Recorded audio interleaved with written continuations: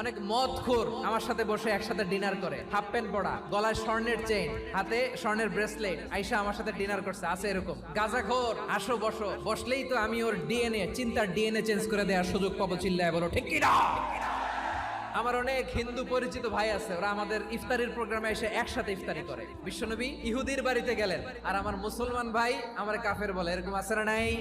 মুসলিমরা দেখতে পারে না, সহ্য করতে পারে। বিষ্ণু ইসা ইসলামের খাদেম ছিল ইহুদি, এতদিন খেদমত করলো, একদিনও বিশ্বনবী ওর কালিমার দাওয়াত দেয় নাই। কারণ কি? বিশ্বনবী একটা ভালো সময়ের অপেক্ষা করতেছিলেন, দায়ী সুযোগ খুঁজে, কখন দাওয়াত দিলে ব্যাটে বলে হবে, ঝোপ বুঝে কোপ মারে। বিষ্ণু ইসা ইসলাম ভালো সময়ের অপেক্ষা করতেছিলেন, দেখি আস্তে আস্তে এমন সময় আসছে, ছেলে এবার মুমূর্ষ, যখনই টাইমিং পেয়েছেন দাওয়াত দিলেন, পড়ো লা ইলাহা ইল্লাল্লাহ। প্রতিবেশী ইহুদি হোক হিন্দু হোক, যাবেন, সুসম্পর্ক রাখবেন, উপহার দিবেন, বিপদে পাশে দাঁড়াবেন, অসুস্থ হইলে একটু আপেল নিয়ে যান, আঙ্গুর নিয়ে যান। ইসলামের বিউটি দেখে, সৌন্দর্য দেখে অবাক হবে, নসিব ভালো হলে কোনোদিন কালিমা পড়ে মুসলমান হয়ে যাবে।